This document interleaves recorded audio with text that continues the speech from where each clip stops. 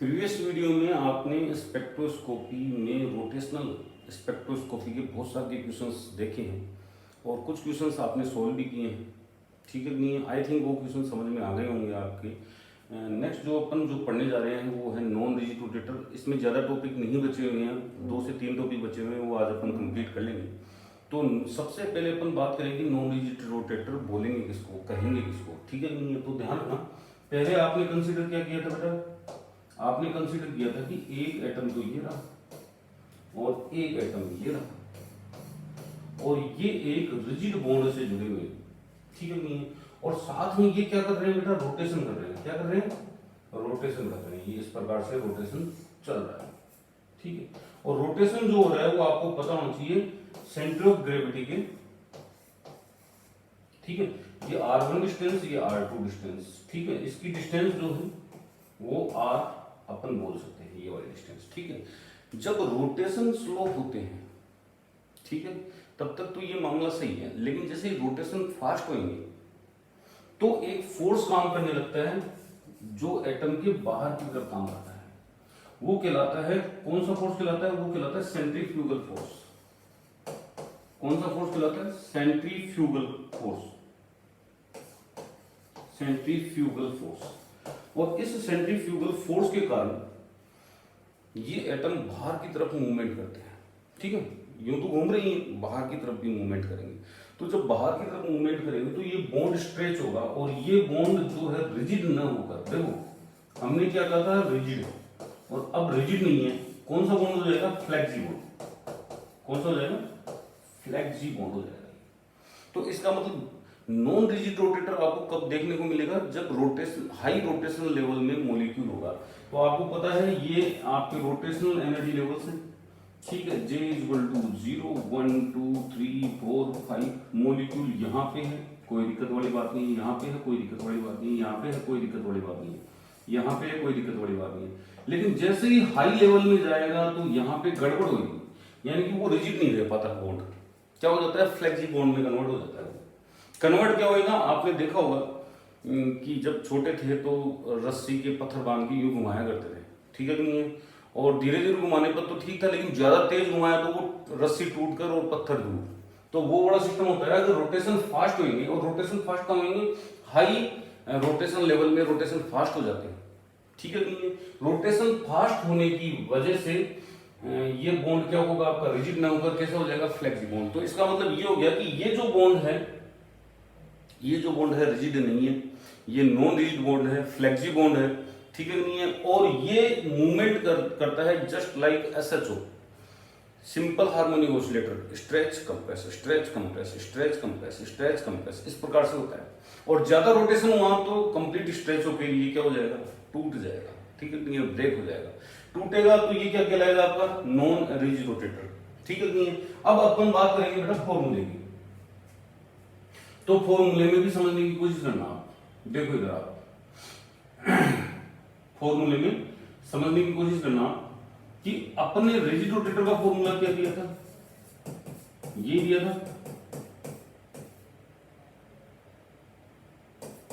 BJ+1। यही फॉर्मूला था rigid rotator का। लेकिन नॉन रिजिड रोटेटर में ऐसा नहीं होता। क्यों नहीं होता? देखो इधर, जो रोटेशन कांस्टेंट है वो आपका ये है 8π² μr²c। और आप देख रहे हो किसके ऊपर डिपेंड कर रही है? B is inversely proportional to r²। तो अगर हमारे पास दो सिस्टम है, एक तो रिजिड रोटेटर, तो इसका रोटेशनल कांस्टेंट जो होगा, ठीक है, B is proportional to 1/r² होगा। और ये जो है वो नॉन रिजिड रोटेटर मान लो, तो इसका क्या होगा? इस प्रकार से होगा। ठीक है नहीं? इस प्रकार से होगा। लेकिन अपन इसको क्या करेंगे? इसको इक्विलिब्रियम पोजीशन बोल देते हैं। ठीक है? और इसको अपन ऐसे ही रखते हैं। तो ये नॉन रिजिड रोटेटर का हो गया, ये रोटेटर का हो गया। तो मेरे को एक चीज बता दो कि क्या RE और R इक्वल होंगे? क्या नहीं होंगे? नहीं होंगे ना? क्यों नहीं होंगे? क्यों? क्योंकि नॉन रिजिड रोटेटर में क्या होगा? ये बॉन्ड स्ट्रेच होगा। बॉन्ड स्ट्रेच होने की वजह से आपका क्या होगा बेटा? बॉन्ड लेंथ जो है वो वेरी करेगी, वो चेंज होगी। तो वो इक्विलिब्रियम पोजीशन की इक्वल नहीं होगी आपकी। ठीक है नहीं है? तो जब ये इक्वल नहीं है तो रोटेशनल कांस्टेंट क्या क्या रोटेशनल कांस्टेंट वो का वो रहेगा? नहीं रहेगा ना। तो इसका मतलब ये हो गया कि हमें रोटेशनल कांस्टेंट को इसी फॉर्मेट में रखना पड़ेगा, क्योंकि अपन पढ़ के आए हैं। तो एक एडिशनल टर्म इंट्रोड्यूस करने की जरूरत है। क्यों? क्योंकि जैसे आर बढ़ेगा वैसे रोटेशनल कांस्टेंट की वैल्यू क्या होगी? कम होगी। और रोटेशनल कांस्टेंट की वैल्यू कम होगी तो जो एनर्जी गैप है आपका, रोटेशनल एनर्जी लेवल के बीच का जो गैप है वो कम होगा। क्या होगा? वो कम होगा। अब कम हो रहा है तो कम होने के पीछे केवल एक ही चीज है, देखो यहां पे ये है, ठीक है नहीं है? और जब आपका बॉन्ड एसएचओ करता है तो वहां पे एक टर्म अपन को लानी पड़ती है, वो फोर्स कांस्टेंट है। और फोर्स कांस्टेंट वाली टर्म अपन कहां से लाते हैं बेटा? फोर्स कांस्टेंट वाली टर्म अपन कहां से लाएंगे? फोर्स कांस्टेंट वाली टर्म लाएंगे अपन फ्रीक्वेंसी से। Nu is equal to 1 upon root k upon nu. Hertz में है, हर्ट्ज को सेंटीमीटर इनवर्स में कन्वर्ट करना सिखाया था आपको। न्यू बार 1 अपॉन 2 पाई सी, सी से डिवाइड हो गया के अपॉन न्यू, ठीक है नहीं? अब अपन को के निकालना है तो स्क्वायर कर लो इसका। क्या कर लो? तो nu bar square 1 upon 4 pi square सी स्क्वायर के अपॉन न्यू। तो के को रख लो, बाकी के ट्रांसफर कर दो इधर, तो ये फॉर्मूला बन जाएगा 4 पाई स्क्वायर सी स्क्वायर म्यू और न्यू बार स्क्वायर। तो सीधा सीधा आपको दिख रहा है कि यहां पे ये फ्रीक्वेंसी रोल निभाएगी, ठीक है नहीं है? म्यू यहां पे रिड्यूस मास है। क्या है?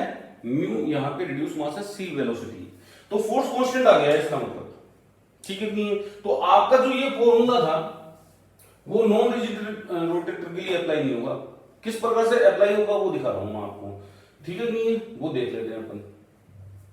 तो नॉन रिजिड रोटेटर के लिए फॉर्मूला क्या बनेगा? E J B J J plus 1 minus D J square J plus 1 का square plus H J cube J plus 1 का क्यूब प्लस के जे 4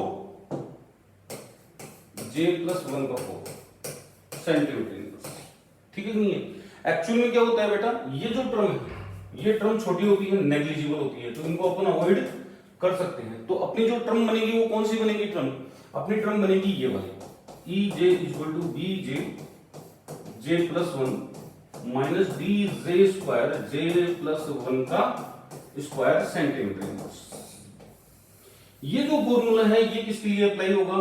नॉन रिजिड रोटेटर के लिए, रिजिड रोटर के लिए ये अप्लाई होगा। कोई दिक्कत? अब जब अपन ने इसको अप्लाई कर दिया है तो आप देख रहे हो सीधा सीधा कि इस बी में से ये डी क्या हो रहा है? आपका लेस हो रहा है। तो इसका मतलब ये डी यहां पे इंपॉर्टेंट होने वाला है। तो ये डी क्या है? डी कहलाता है सेंट्रीफ्यूगल डिस्टोर्शन कांस्टेंट। क्या कहलाता है? Centrifugal distortion constant, distortion constant कहलाएगा ये, ठीक है नहीं है? और इसकी जो वैल्यू होती है वो समझने की कोशिश करना बेटा। इसकी वैल्यू होती है 4b cube new bar square centimetre inverse. Clear है? तो b की वैल्यू तो अपन को पता है, देखो आराम से b की वैल्यू कितनी है, देखो चेक करो, ये आ गया 8 पाई स्क्वायर आई सी, ये b की वैल्यू। और यहां पे न्यू की वैल्यू क्या है? न्यू की वैल्यू है 1 अपॉन, ठीक है, के अपॉन म्यू। ये कहीं में है सेंटीमीटर इनवर्स में, तो सी भी लगाएंगे यहां पे। क्या लगाएंगे? सी। तो ये सेंटीमीटर इनवर्स में जाएगी। तो इन दोनों की वैल्यू जब अपन यहां पे पुट करेंगे तो अपने पास क्या आएगा वो देख लेते हैं। देखो तो कई बार ये क्या है? सेंट्रीफ्यूगल डिस्टॉर्शन कांस्टेंट की वैल्यू पूछी हुई है एग्जाम में कई बार, ठीक है नहीं है? तो उसको अपन इंप्लीमेंट कर लेते हैं। तो d इज इक्वल टू क्या आएगा? 4h 8 पाई स्क्वायर आई सी, ठीक है नहीं? यहां पे लगेगा क्यूब डिवाइडेड बाई, इसका स्क्वायर करके लिखेंगे अपन 1 अपॉन 2 पाई सी के अपॉन म्यू का होल स्क्वायर। ये सेंटीमीटर में ही रहेगा। क्यों रहेगा? क्योंकि यहां पे देखो सेंटीमीटर का क्यूब है ऊपर और यहां पे सेंटीमीटर का स्क्वायर है, तो क्यूब स्क्वायर तो यहां पे सेंटीमीटर इनवर्स रह जाएगा, ठीक है नहीं है? तो अपन इसको चेक कर रहे हैं बेटा, क्या आ रहा है? एच क्यूब कितना होएगा? ये 8 का क्यूब पाई की पावर 6 आई का क्यूब, यही है बेटा। और सी का क्यूब। नीचे देखो क्या क्या आ रहा है? नीचे आ रहा है 1/4, हाँ जी, पाई स्क्वायर सी स्क्वायर के अपॉन म्यू। अब ये वाली जो टर्म है सारी की सारी, ये वाली टर्म ये ऊपर जाने वाली है और ये वाली टर्म है जो नीचे आ रही है, ठीक है नहीं है? तो अपन इसको लिख देते हैं बेटा, देखो कैसे लिखते हैं। तो ये आ गया आपका, ऊपर गई तो ये आ गया 4 तो पहले से था, एच क्यूब भी पहले से था, 4 फिर आया है, पाई स्क्वायर आ गया, सी स्क्वायर आ गया और म्यू आ गया। ये तो ऊपर की साइड आ गई और नीचे की साइड क्या है बेटा? अपन एक काम करते हैं, देखते हैं अभी, देखो 8 इंटू 8 इंटू 8, 3 बार 8 लिख दिए ना, कटने में थोड़ी आसानी मिलेगी। देखो और यहां पे क्या आ जाएगा बेटा? पाई की पावर 6 आई क्यूब और सी क्यूब, ये आएगा। तो ये देखो 4 4 कट गया, ठीक है। और ये कितनी बार जाएगा? 2 2 2, तो ये नीचे तो आएगा 32। और देखो इधर ये पाई 4 बचेगा नीचे, सी और क्या बचेगा यहाँ पे? सी बचेगा नीचे। तो ऊपर जो बच रहा है वो क्या बच रहा है? ऊपर जो बच रहा है वो बच रहा है एच क्यूब और म्यू आएगा क्या? अच्छा के तो लिखा ही नहीं अपन ने, के भी लिख देते हैं। तो यहाँ पे आ गया म्यू, ठीक है, वो देख लेंगे अपन बाद में, आर म्यू रिलेशनशिप अपन बाद में लिख लेंगे। तो यहाँ पे आ गया 32 और यहाँ पे बचा है पाई 4 बचा है ना, और यहाँ पे बचा है आई 3 और यहाँ पे सी और के। ये वाला फॉर्मूला बनेगा आपका डी का। और इसको अगर मॉडिफाइड करना चाहो आप तो और कर सकते हो, कैसे? एच क्यूब म्यू 32 पाई 4 और यहाँ पे म्यू आर स्क्वायर की पावर 3, ठीक है। सी और के यहाँ पे आ गया। नेक्स्ट देखोगे आप,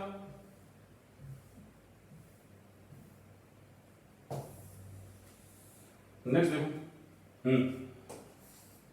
एच क्यूब म्यू 32 पाई 4 और यहां पे म्यू की पावर 3 और आर की पावर 6 और सी के, ठीक है। तो ये कट गया, आपका स्क्वायर बचेगा नीचे। तो आपका फाइनली जो है वो ये आएगा 32 pi square mu square are 6 सी के। ये फॉर्मूला किसका बनेगा? आपका डिस्टोर्शन कांस्टेंट का बनेगा, काई में बनेगा? Centimetre inverse. तो कई बार ये फॉर्मूला पूछा जा सकता है, ये वाला पूछा जा सकता है, या फिर वो 4b क्यूब डिवाइडेड बाई, ठीक है नहीं?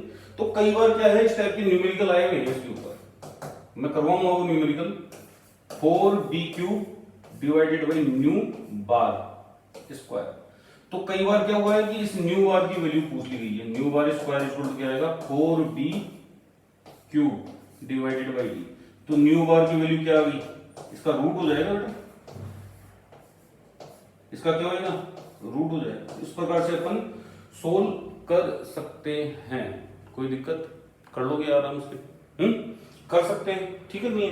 अब जो बात करेंगे अपन एनर्जी लेवल्स की बात करेंगे। कहीं की बात करेंगे बेटा? एनर्जी लेवल्स की। तो देखो एनर्जी लेवल्स की बात कर लेते हैं। अब जो है रोटेशनल एनर्जी लेवल्स जो है अपन देखेंगे नॉन रिजिड रोटेटर के। तो सबसे पहले अपन एक साइड तो रिजिड रोटेटर का बनाएंगे, एक साइड नॉन रिजिड रोटेटर का बनाएंगे, और फिर उसका जो कर्व है, जो उसका स्पेक्ट्रम है, उन दोनों को कंपेयर करेंगे। उससे पहले अपन एनर्जी जो है वो देख लेते हैं। देखो अपने पास फॉर्मूला था बेटा,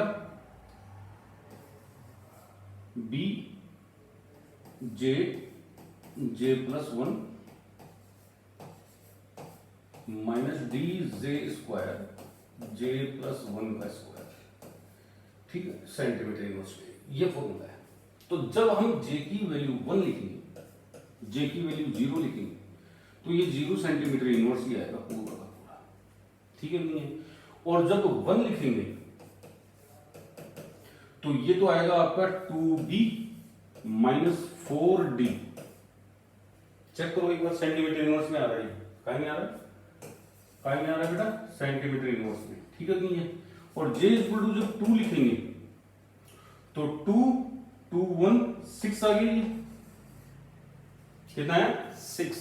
और इधर कितना आएगा? देखो इधर 2 4 हो गया ये, और ये यहां पे क्या है? 2 3 6, यहाँ पे कितना हो गया 4, यहाँ पे कितना हुआ 2 1 3 3 9 9 और 4 मल्टीप्लाई करेंगे तो 36। अब इसमें यूं है, मैं समझा देता हूं आपको कि आपको अब कैलकुलेट करने की जरूरत नहीं है, ठीक है। अगर रिजिड रोटेटर वाले पता है तो नॉन रिजिड रोटेटर वाले आप आराम से देख सकते हो। कैसे? आपको पता है कितने का गैप आया था 2 का, यहाँ पे 4 का गैप आया ना। चलो आगे चलते हैं। तो यहाँ पे 6 का गैप आएगा, यानी कि ये 12 बी आएगा। यहाँ पे कितने का गैप था 2 का था, यहाँ पे 4 का था, यहाँ पे 6 का गैप आएगा, ठीक है। तो इसका स्क्वायर करके यानी कितना आएगा 144 जे इक्वल टू 3।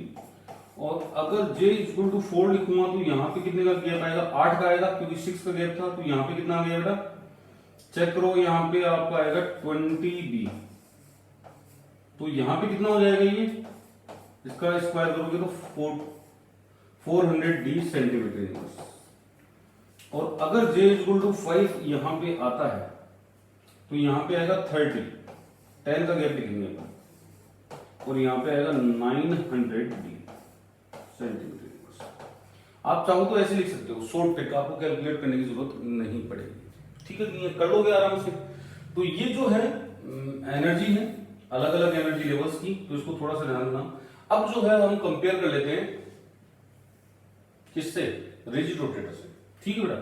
तो रिजिड रोटेटर में J equal to 0, J equal to 1, J equal to 2, J equal to 3, J equal to 4 और J इक्वल टू 5 सफिशियंट है। इतने में समझ में आ जाएगा, ठीक है। तो ये कितना आ रहा था भाई, ये 0 आ रहा था, ये 2b आ रहा था, ये 6b आ रहा था, ये 12b आ रहा था, ये 20b आ रहा था और ये 30b आ रहा है सेंटीमीटर इनवर्स में सारा।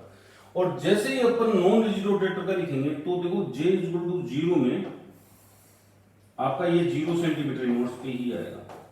लेकिन जैसे 1 का लिखेंगे तो थोड़ा सा क्या आएगा, डाउन आएगा। क्या आएगा, डाउन आएगा। कितने पे आएगा ये आएगा आपका 2b माइनस 4d पर, क्योंकि ये माइनस हो गया ना।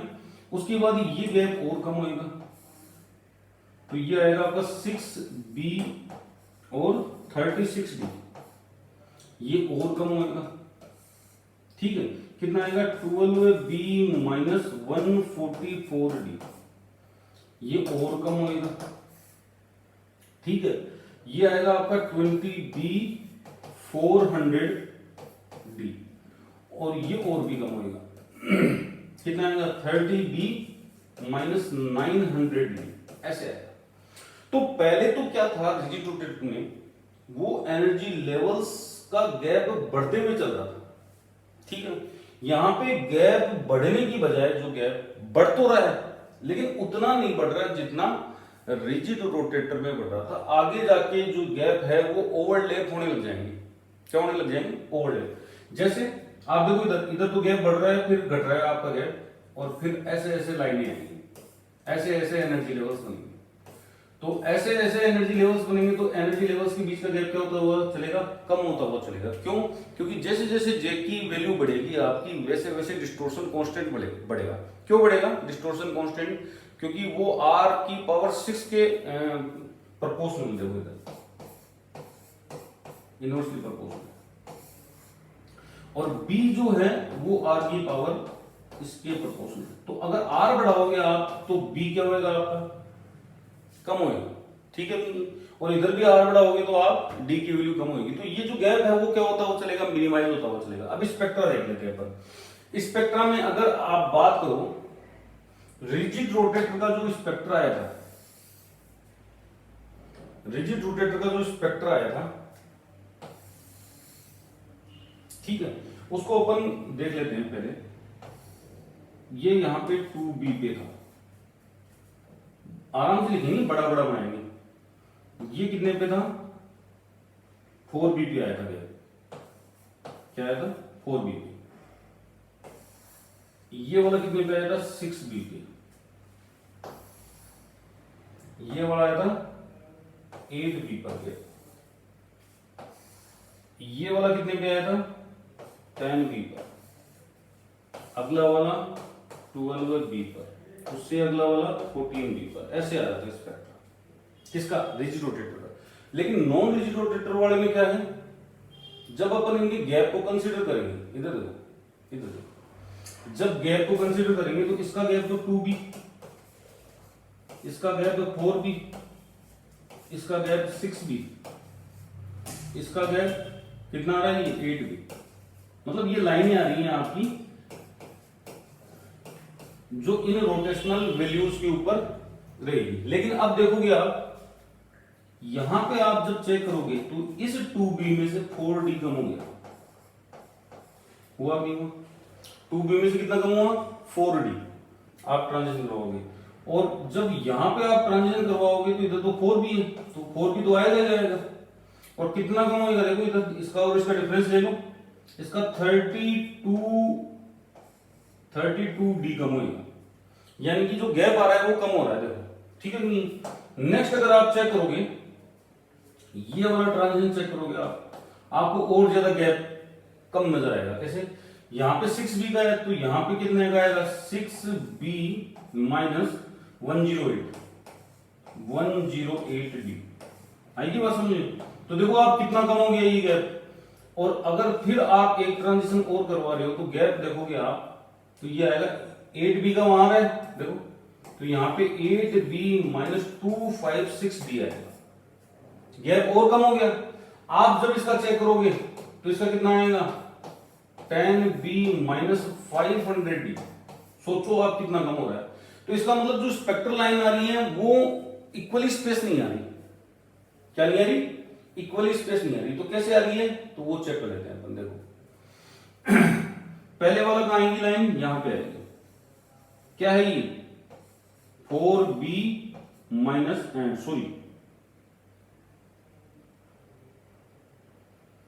2b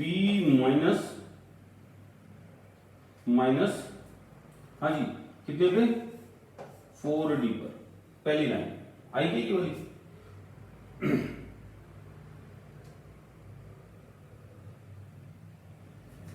यहां पे मान लो आप, यहां पे आ रही है पहली लाइन 2b से भी कम, ठीक है। तो 2b से कम कितने पे आएगी, 2b माइनस 4d पर, जो पहली लाइन है। दूसरी लाइन जो आ रही है वो यहां आ रही है, कितने पे आ रही है, 4b माइनस 32d, यही आ रही है बेटा, ठीक है। और तीसरी लाइन जो आ रही है वो यहां आ रही है, ठीक है नहीं, यहां पे आ रही है। तो आप चेक करो और ज्यादा नजदीक होगी इसकी, तो ये कितना हो गया, 6b माइनस 108d। और नेक्स्ट जो लाइन आ रही है वो यहां आ रही है, यहां आ रही है, कितनी आ रही है ये आ रही है आपकी 8b माइनस 256d, ठीक है। नेक्स्ट जो लाइन आ रही है वो इसी के ऊपर आ रही है। आप देखो गैप क्या हो रहा है, ठीक है। ये कितने पे आएगी, 10b माइनस 400d पर, और उसके बाद की लाइनें जो है वो इस प्रकार से आएंगी।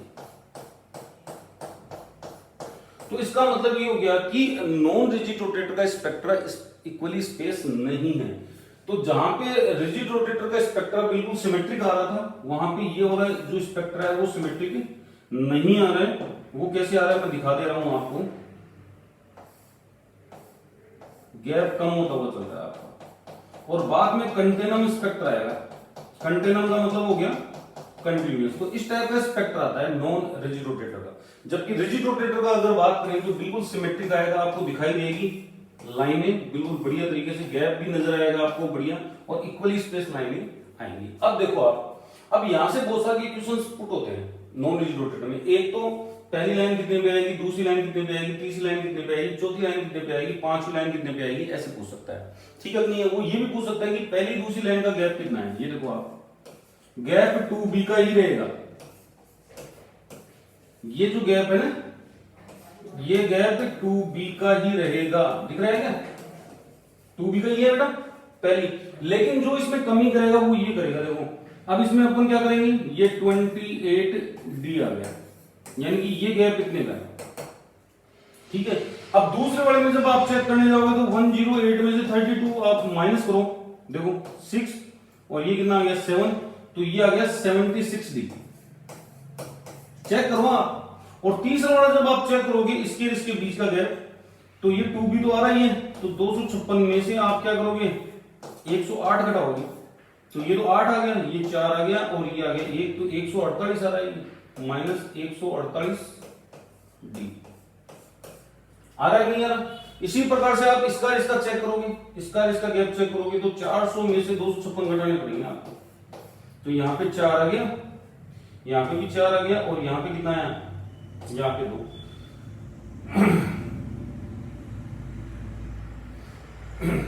कितना है 2 आया क्या, नहीं 256 माइनस करो भाई इसमें से, देखो आइडिया लगेगा कि 256 माइनस करेंगे तो कितना आएगा 4, यहाँ पे 9 हो गया, तो ये कितना आएगा 4 और यहाँ पे हो गया 3, 144, तो ये गलत लिख दिया क्या मैंने,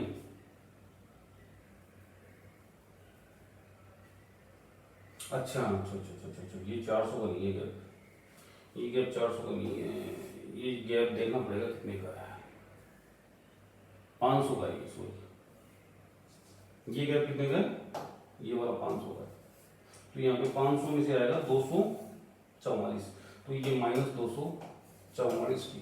आप देखोगे हमेशा 2B में से क्या हुआ है, बड़ी वैल्यू जो है वो माइनस होती हुई चल रही है, इसका मतलब लाइनों के बीच का गैप क्या होता हुआ चलेगा, आपका कम होता हुआ चलेगा। तो इस टाइप के क्वेश्चंस है जो पूछ लिए जाते हैं। अब एक चीज है जो आपको ध्यान रखनी है, वही चीज जो वहां पे की थी नॉन रिजिड रोटेटर में अपन ने, वो क्या, J से J+1 के बीच का गैप निकालना है। तो वीडियो को पॉज करो और निकालने की कोशिश करो, मैं यहाँ पे आपको सॉल्यूशन दूंगा, आप मैच करना कि भाई किस हिसाब से सॉल्यूशन होगा, ठीक है नहीं है। चले देखो इधर, हाँ जी, अब अपन को निकालना है डेल्टा E J से J+1 का।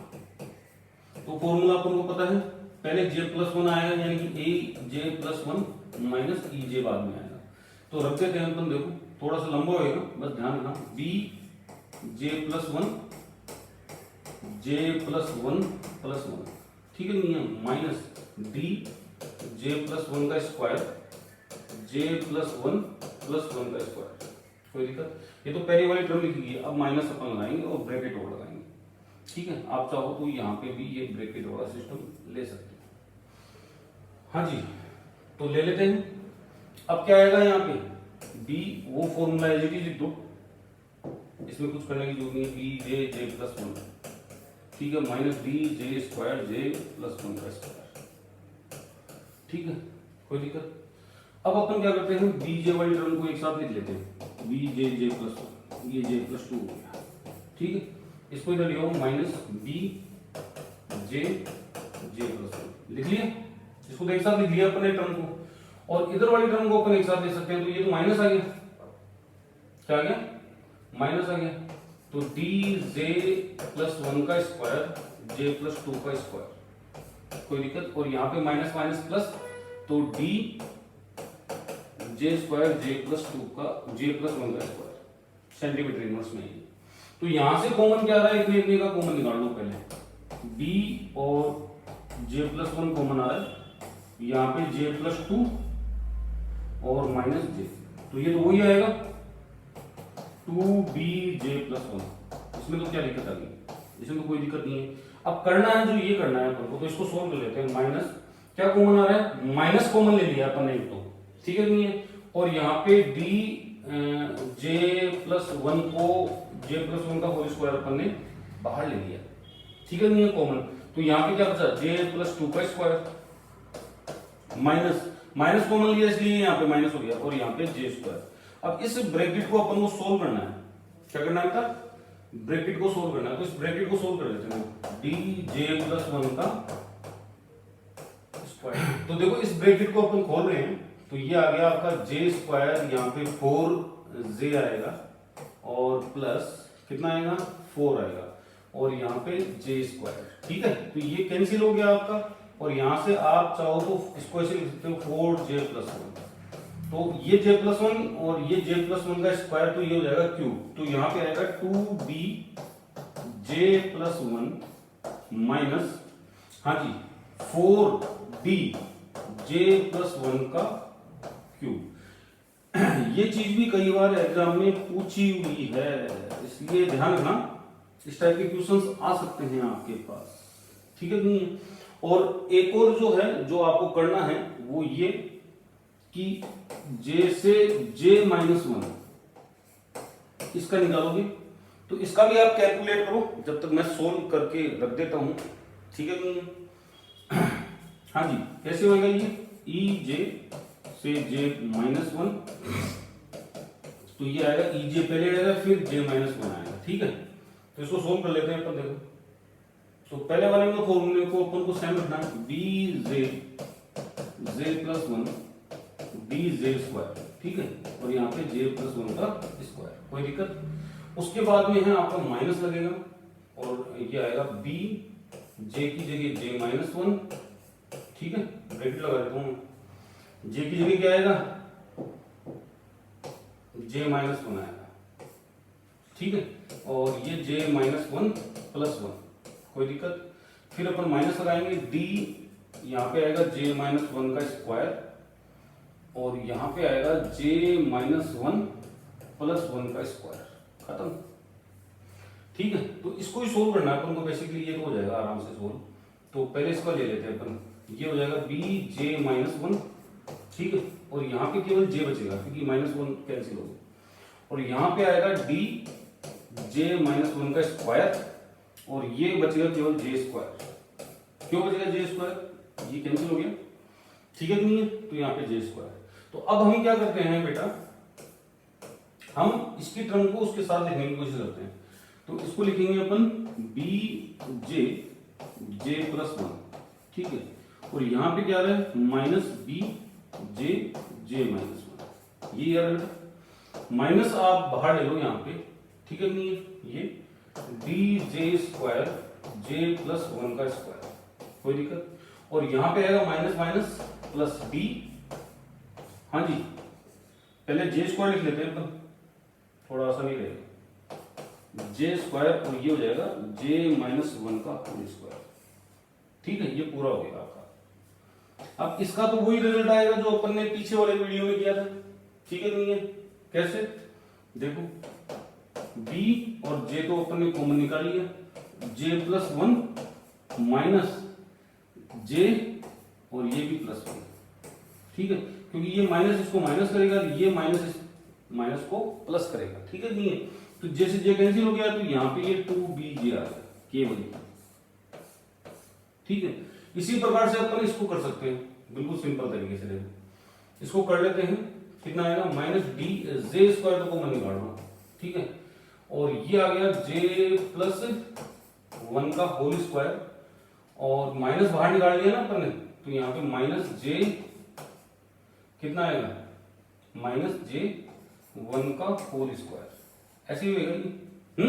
अब इसको सोल्व करते हैं अपन आगे, तो इसका स्क्वायर खोलते हैं अपन, इसका स्क्वायर खोलेंगे तो जे स्क्वायर कितना आएगा 2j प्लस वन, और माइनस इसका जब खोलेंगे जे स्क्वायर तो माइनस आएगा इसका, और वो माइनस, और इसको अपन अभी लिख लेते हैं अपन, देखो इधर इसका स्क्वायर अपन कर लेते हैं, J square minus 2j plus one, ये आएगा इसका।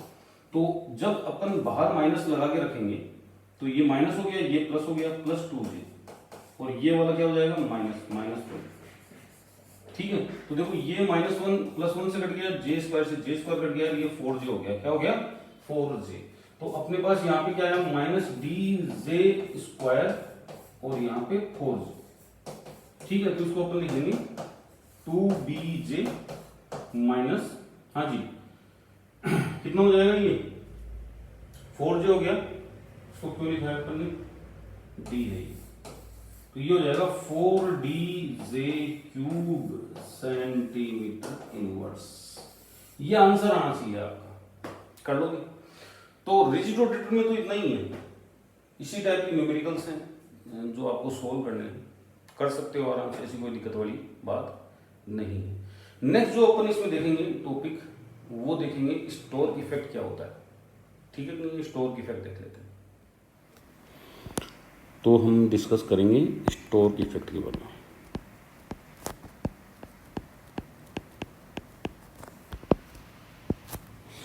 स्टोर्क इफेक्ट क्या है, आपको पता होगा कि जो स्पेक्ट्रल लाइन होती हैं वो इलेक्ट्रिक फील्ड की प्रेजेंस में स्प्लिट हो जाती हैं। तो स्प्लिट होना जो है स्टोर्क इफेक्ट के नाम से जाना जाता है। ठीक है, इसको स्टोर्क ने 1913 में दिया था। किस में दिया था? 1913 में इस चीज़ को एक्सप्लेन किया था हाइड्रोजन स्पेक्ट्रम के लिए। लेकिन एक्चुअल में ऐसा नहीं होता है। क्या होता है वो मैं बताऊंगा, लेकिन आप समझ लो, मैं लिखवा रहा हूँ, आप लिख लो। When the rotational spectrum is recorded in the presence of a strong electric field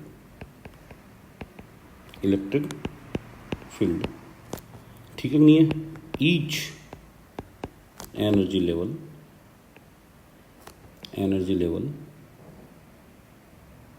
levels split up and shifted।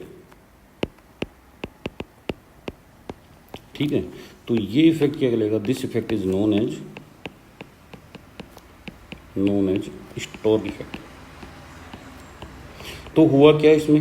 मैंने कहीं पे स्पेक्ट्रल लाइन का नाम लिया नहीं लिया, हमने केवल यही कहा है कि जब रोटेशनल स्पेक्ट्रम का रिकॉर्ड अपन करेंगे, उसको रिकॉर्ड करेंगे तो स्ट्रॉन्ग इलेक्ट्रिक फील्ड की प्रेजेंस में अगर रिकॉर्ड करते हैं तो एनर्जी लेवल्स जो है स्प्लिट हो जाती हैं या शिफ्टेड हो जाती हैं, है ना।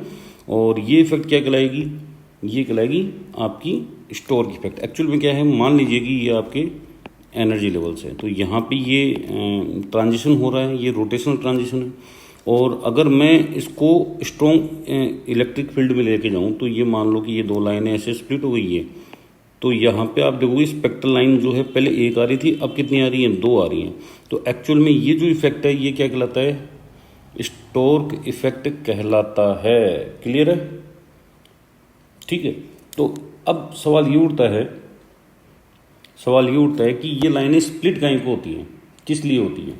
ठीक है नहीं है, तो अब जो अपना लीनियर मॉलिक्यूल है जो रोटेट कर रहा है, क्या कर रहा है बेटा? रोटेट कर रहा है। ठीक है नहीं, इसका एंगुलर मोमेंटम जो है इलेक्ट्रिक फील्ड के परपेंडिकुलर होता है। ठीक है नहीं है, यानी कि हम एक रोटेटिंग मॉलिक्यूल को कंसीडर कर रहे हैं जिसका एंगुलर मोमेंटम इलेक्ट्रिक फील्ड के परपेंडिकुलर है। क्या है? इलेक्ट्रिक फील्ड के परपेंडिकुलर है। कोई दिक्कत? अब ये फील्ड क्या करेगा? ये फील्ड करेगा, ये डाइपोल को ट्विस्ट करने की कोशिश करेगा। क्या करेगा? डाइपोल को ट्विस्ट करने की कोशिश करेगा। तो अपन इसको कैसे समझेंगे? तो इस डायग्राम को तो रहने देते हैं, अपन दूसरा डायग्राम एक बार कंसीडर करते हैं। देखो,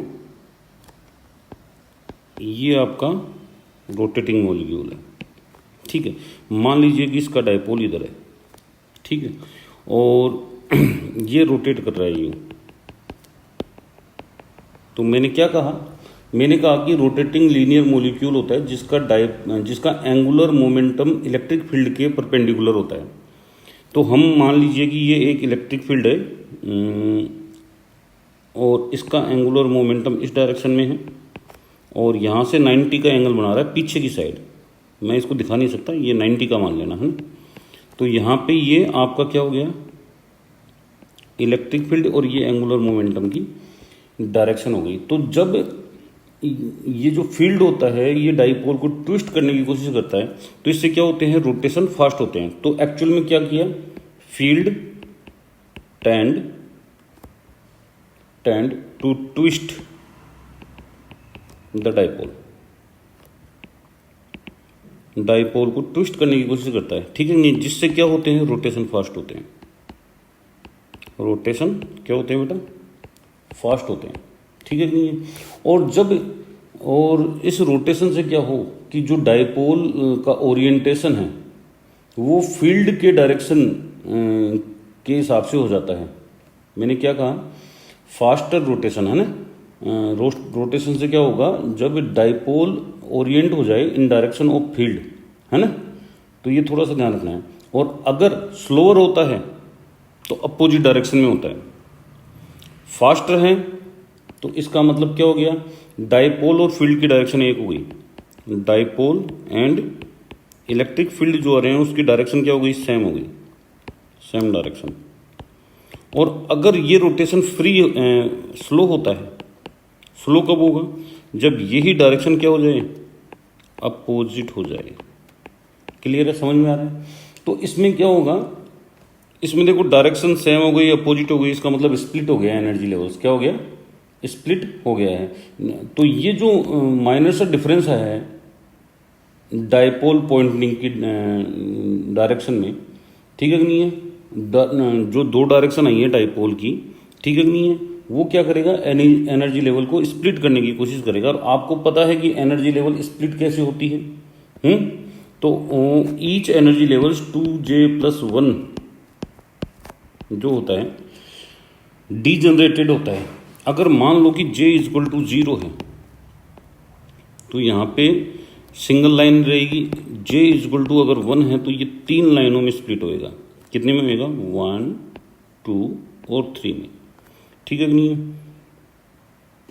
कोई दिक्कत। और अगर J=2 रहा तो ये कितने में स्प्लिट होएगा, 5 में होएगा। ये मैंने उसमें भी बताया था जिसमें इंटेंसिटी ऑफ लाइट के बारे में अपन ने कंसिडर किया था। तो बेसिकली स्टोर्क इफेक्ट यही है, ठीक है कि नहीं है। अब देखो इधर तो यहां से हम जो ट्रांजिशन करवा रहे थे, ये वाले ट्रांजिशन, ये वाले ट्रांजिशन और ये वाले ट्रांजिशन, अब जो लाइनें हैं वो आपकी एक नहीं आ रही, 3 लाइनें आ रही हैं। और आगे आप जाओगे तो 3 की 15 हो जाएगी, ये कितनी हो जाएगी, 15, ठीक है कि नहीं है, क्योंकि 1 से जाएंगे 5 में और 3 से जाएंगे 5 में, तो ये 15 लाइन्स आएंगी। तो इस प्रकार से जो स्पेक्ट्रम लाइनें होती हैं वो इंक्रीज होती हुई चलती हैं। इसी को अपन क्या बोलते हैं, इसी को अपन बोलते हैं स्टोर्क इफेक्ट। चलें आगे देखो कंसिडर करते हैं अपन।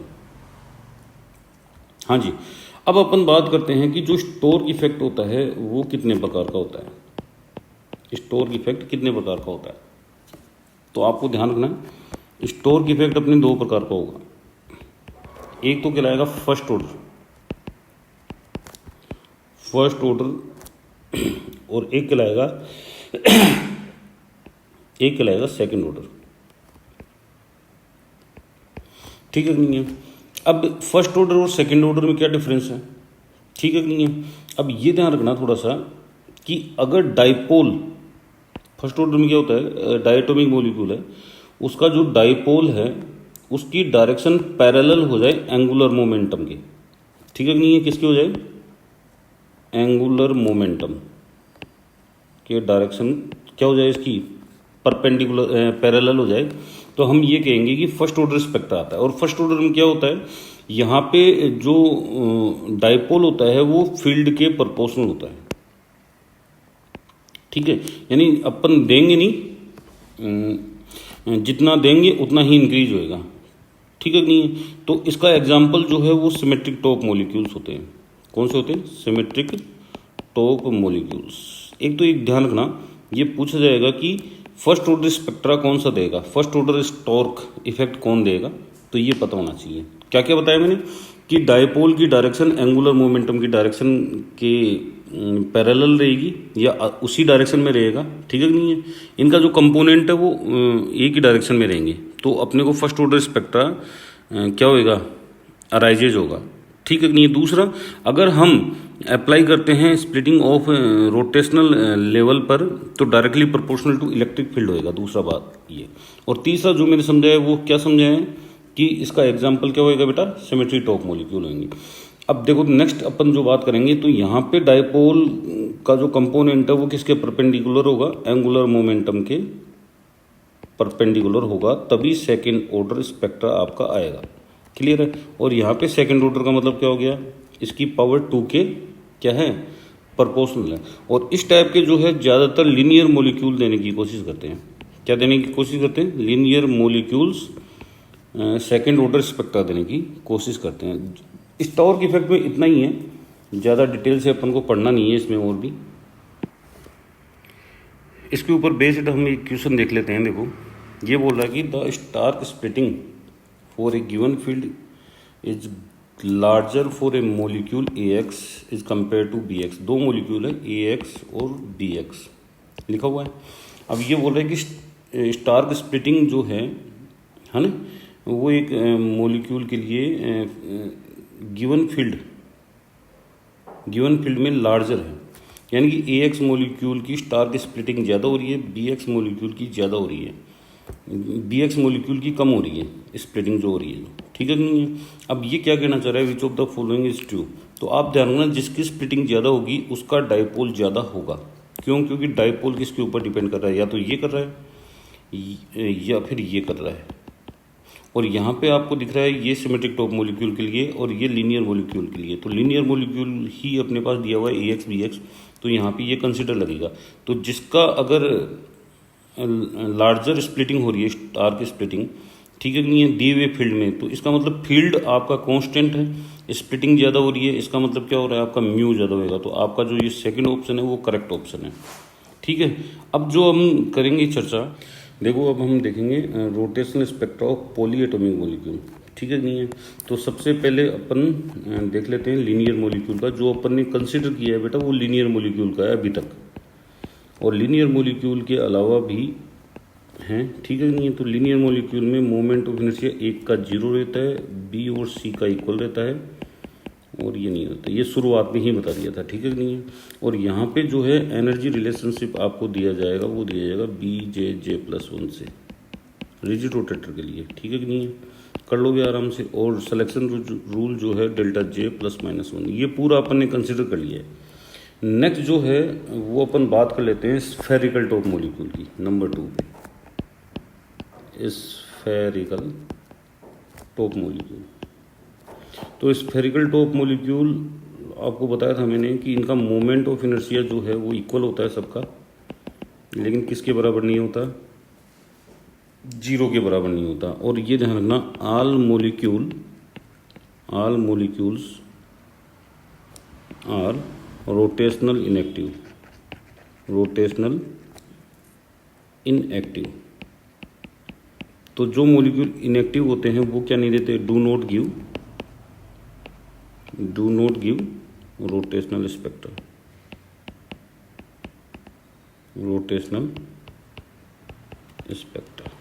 ये रोटेशनल स्पेक्ट्रा नहीं देंगे। ठीक है नहीं है। इनका कोई फॉर्मूला वगैरह भी नहीं आता है। नेक्स्ट आता है जो तीसरा है अपने पास, वो है सिमेट्रिक टॉप मॉलिक्यूल्स।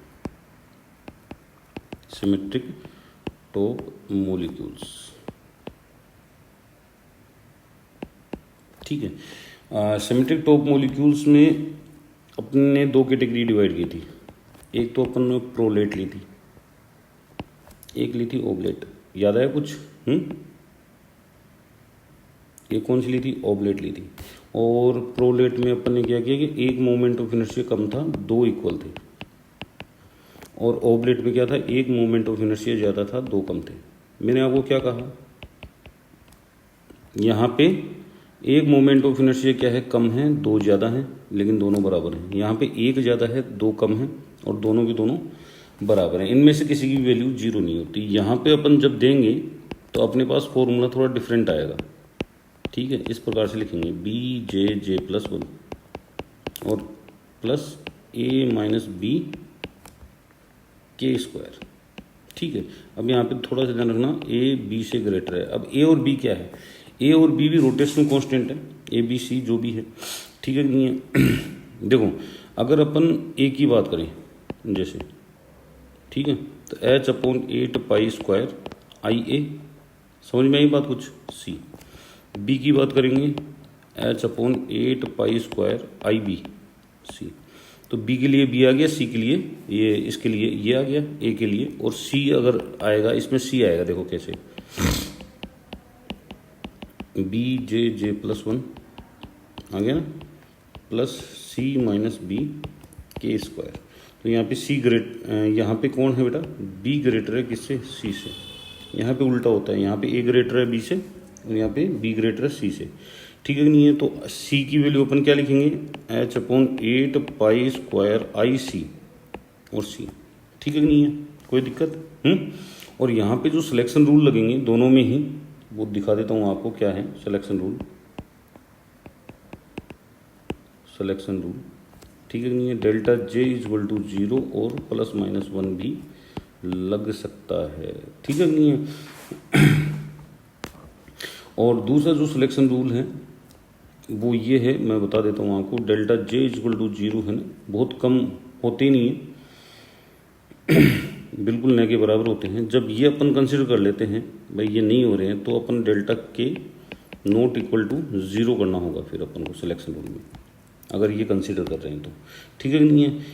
के क्या है, के कंपोनेंट ऑफ जे है, के क्या है, कंपोनेंट ऑफ जे है, और इसकी जो वैल्यू होती है वो होती है 2j+1, क्या होती है 2j+1,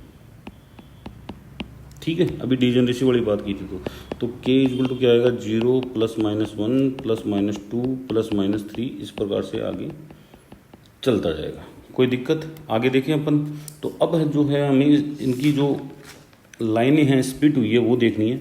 तो प्रोलेट मॉलिक्यूलों में तो क्या होता है बेटा, J इक्वल टू 0 पर तो ऐसे आएगा, और J इक्वल टू 1 जब लिखा जाएगा तो 3 लाइनें बनेंगी, तो माइनस वाला साइन नीचे की तरफ रहता है, क्या रहता है, माइनस वाला साइन नीचे की तरफ रहता है। ये ध्यान रखना आप थोड़ा सा, क्योंकि कई बार ये पूछ लिया जाता है।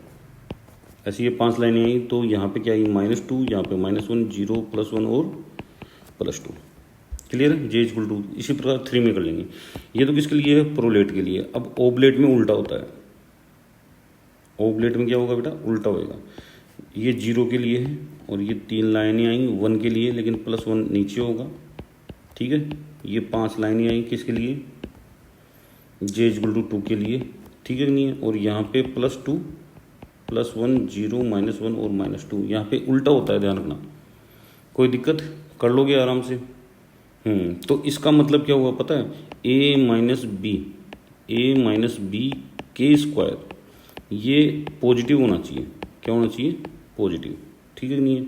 और c-b जो है वो नेगेटिव होगा, क्या होएगा, नेगेटिव होगा, ठीक है नहीं है। तभी तो इनका इफेक्ट जो है अपन रिवर्स कर सकेंगे।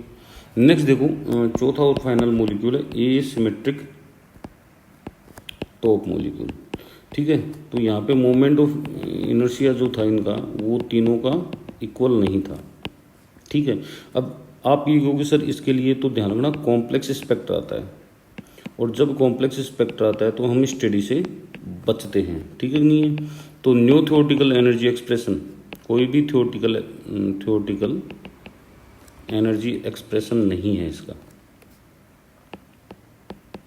ठीक है, इसलिए अपन इसको स्टडी भी नहीं करते हैं। अब जो है फाइनली हम चेक करेंगे इसका application part, application of rotational spectroscopy, ये कंप्लीट हो रही है भैया आपकी स्पेक्ट्रोस्कोपी, क्लियर है। आपने देखा होगा कि माइक्रोवेव ओवन इसी सिद्धांत पे काम करता है, माइक्रोवेव ओवन, ठीक है नहीं है। अब आपको डाइपोल का पता लग रहा है, कौन सा मॉलिक्यूल पोलर है, कौन सा क्या है, ठीक है नहीं, यानी मॉलिक्यूलों की आप पूरी की पूरी रेंज दे रहे हो।